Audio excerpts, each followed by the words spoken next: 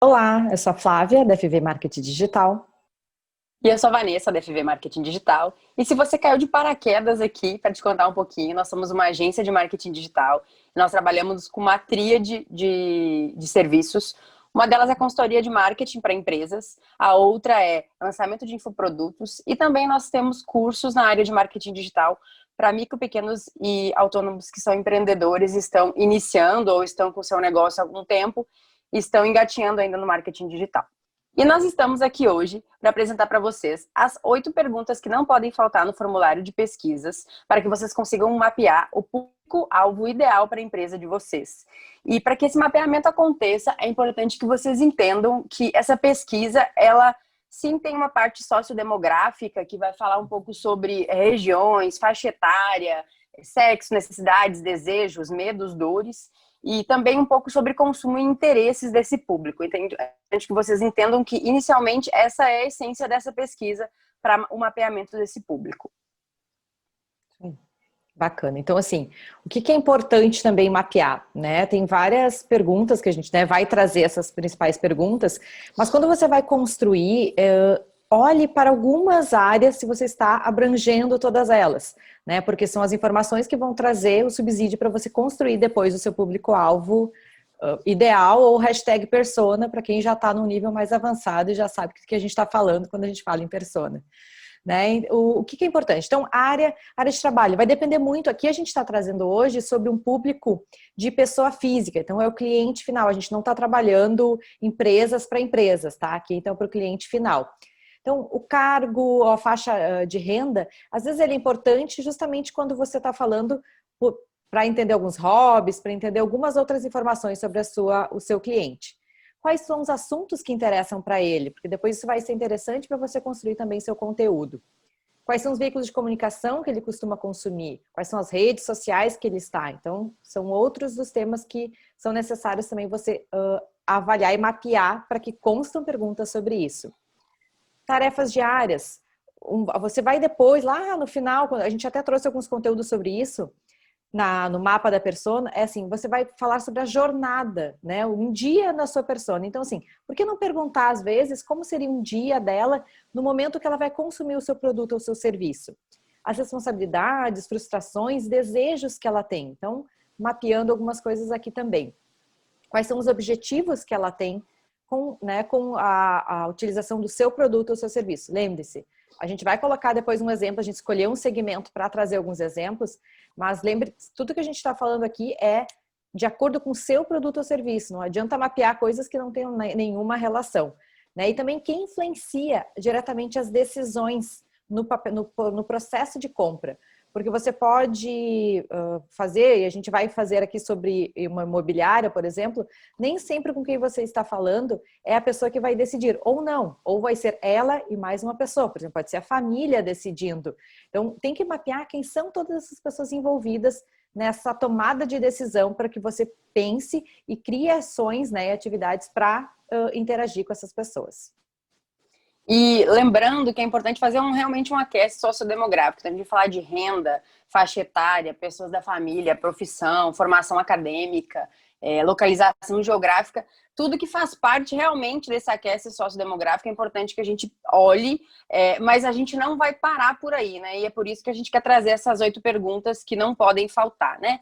E como a Flávia mesmo disse, a gente vai apresentar comparando então como exemplo uma imobiliária. Isso, então vamos para as primeiras 4 perguntas, né? Que não podem faltar. Já vou fazer a pergunta, a ordem e já um exemplo de o que a gente sugere para uma imobiliária. Então, quais são suas maiores dificuldades para realizar a tarefa X? Então, assim, qual é a atividade principal da sua empresa ou serviço que você deve, o X, a tarefa X é isso que você tem que colocar. Então, por exemplo, se você fosse uma imobiliária, qual a sua maior dificuldade para decidir sobre o seu próximo imóvel?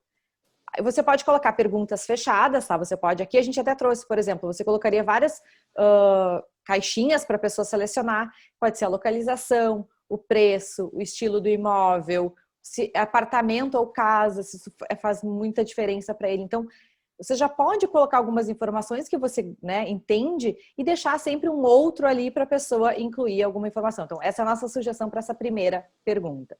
Então, para a pergunta 2, qual a experiência, né, que essa pessoa está esperando quando ela procura o seu produto ou seu serviço, né? Então, ali você vai colocar. Então, por exemplo, numa questão de imobiliária, qual a experiência procura quando você está em busca de uma imobiliária? Você pode, indicação de informações completas, por exemplo, sobre o imóvel, sobre opções de financiamento, identificação do que é melhor para você e para sua família, se é venda ou se é compra, ou se é locação. Então, você pode colocar esse tipo de informação também e já deixar também, de novo, as caixinhas aqui para a pessoa selecionar e deixar sempre um outro à disposição para a pessoa incluir mais informações. Tem alguns casos que é bacana ir para um mar aberto, a gente vai colocar algumas perguntas assim de só pergunta e não dá nenhuma opção, mas também é interessante em alguns casos você colocar, e assim, tanto quanto mais informações melhor. A gente colocou aqui 4 opções, você pode, dentro do seu cenário, entender que tem mais coisas que as pessoas normalmente procuram. Porque aqui, a gente não quer induzir as pessoas a responderem, tá? Isso tem que ficar bem claro. Mas você já pode, porque às vezes as pessoas não têm ideia, às vezes chega na pergunta e responde uma outra coisa, então você tem que dar alguns exemplos também para ela saber para que caminho, né? Qual é a dúvida efetivamente que você tem. Já para a terceira pergunta, nós já iríamos para então, o que valoriza mais ao selecionar uma empresa ou, né, o prestador de serviço para receber essa entrega do produto ou esse serviço? Por quê? Então, assim, no exemplo, né, colocando no exemplo, o que valoriza mais ao escolher um corretor de imóveis, uma imobiliária, para a escolha de um imóvel? Essa aqui a gente deixou aberta, porque assim, deixa a pessoa escolher, a pessoa dizer por quê, o que para ela valoriza mais. Porque senão você pode colocar ali preço, a localização, alguma coisa assim, que vai induzir, mas não era isso que ela iria responder. Aqui é legal deixar aberto, porque assim, quando o que ela valoriza ao escolher, isso pode ser que você esteja esquecendo de algo que na verdade é justamente o que ela valoriza. E é o que você tem que desenvolver, criar no seu produto ou criar no seu serviço. E agora a quarta pergunta que ficou sob minha responsabilidade aqui de apresentar é quais são os maiores medos que você tem ao comprar esse serviço ou produto? E aqui, então, colocando no exemplo, e perguntar mesmo, medo mesmo, porque isso é importante. Então, quais são os maiores medos ao consultar um corretor de imóveis ou uma imobiliária? É que, de novo, deixamos aberto para as pessoas responderem. Você pode colocar, talvez, entre parênteses, algumas sugestões, mas eu deixaria isso aberto para você entender justamente quais são os medos, quais são as dúvidas, quais são as dores, né, que as pessoas têm ao procurar o seu serviço ou o seu produto. Dando seguimento, então, às perguntas, eu vou falar da pergunta 5 à pergunta 8. A pergunta 5, como exemplo, é como você procura empresas desse segmento, desse serviço, desse produto. E aí aqui, a ideia é novamente trazer opções como Google, blogs, sites, dicas de conhecidos, familiares, redes sociais. E trazendo para o nosso exemplo de imobiliária, é como que você pesquisa sobre venda e locação de imóveis, né?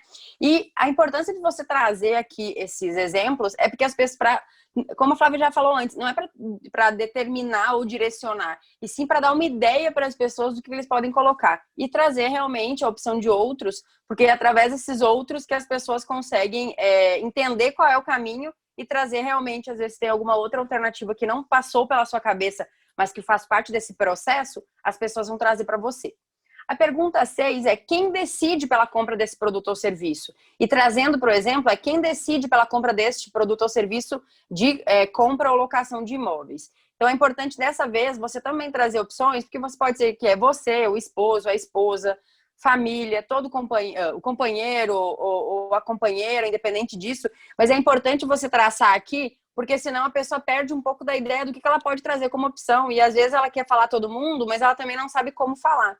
E lembre que essas perguntas, elas vão servir para que vocês possam mapear e transformar isso tudo em um gráfico depois. Então, se vocês tiverem muitas alternativas em todas as perguntas, vocês vão ter dificuldades em entender quantos por cento é o companheiro, quantos por cento é toda a família, quantos por cento é a esposa ou o esposo. Então, é super importante que vocês entendam que uma boa parte dessas perguntas ela tem que ser possível de transformar em gráfico para facilitar o entendimento de vocês e da equipe de vocês. E aí, para trazer a próxima pergunta, que são quais redes sociais você utiliza com maior frequência, mais uma vez a gente também traz isso, quais as redes sociais que o usuário, né, que procura a locação ou compra de imóveis utiliza com mais frequência. Por quê? Porque é lá que você tem que estar. Se a sua persona está lá, é lá que você tem que estar. Então, se a sua persona estiver por um acaso no TikTok, é lá que você tem que estar. E você precisa saber disso. Como que você vai saber? Perguntando e trazendo alternativas. Facebook, Instagram, Twitter, WhatsApp, TikTok. Pode ser no LinkedIn, depende. Ou no Pinterest, por exemplo. O que é importante vocês entenderem nesse tipo de pergunta, é importante que vocês deixem a questão aberta, porque provavelmente a pessoa está pelo menos em mais de uma rede social. E aí é importante que vocês, depois, né, pensando no futuro, equilibrem onde vocês conseguem estar versus onde o público de vocês está, e aí vocês consigam chegar na equação perfeita, né? Por fim, a pergunta 8, então, quais são os seus sonhos ao realizar essa compra? E aí é importante, essa pergunta é aberta, quais são os sonhos desse usuário, dessa persona, né, do público-alvo, como a Flávia falou, quem já sabe o que é persona, a gente fica muito feliz, mas quem não sabe, a gente trabalha como público-alvo, não tem problema. Então, quais são os sonhos de quem quer comprar ou alugar um imóvel? Pode ser o casamento, pode estar saindo da casa dos pais, pode ser o meu primeiro imóvel. Então, assim, é importante, nesse caso, realmente deixar aberto, para que as pessoas contem os sonhos, porque é baseado nessa pergunta que vocês vão conseguir entender dores e desejos das pessoas e os sonhos efetivamente para a produção de conteúdo no futuro.